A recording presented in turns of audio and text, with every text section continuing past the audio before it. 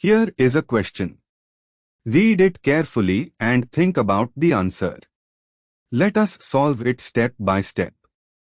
Let us first understand the key concept here.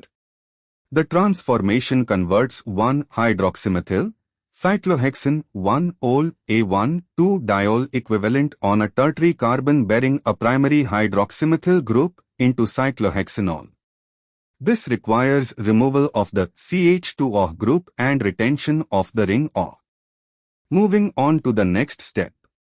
The starting material is 1-hydroxymethyl cyclohexane 1-ol, which has a tertiary O on the cyclohexane ring and a primary CH2O group on the same carbon.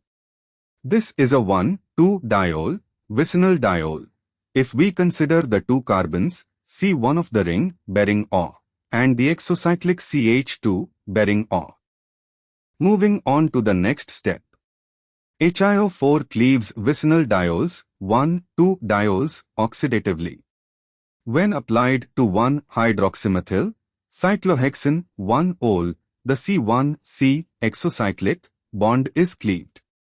The tertiary carbon bearing O becomes a ketone, cyclohexanone, and the CH2O becomes formaldehyde, HCHO.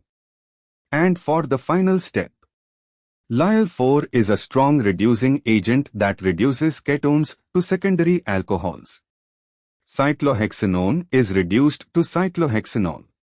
HiO4 cleaves the diol to give cyclohexanone plus HCHO, then Lyl4 reduces cyclohexanone to cyclohexanol.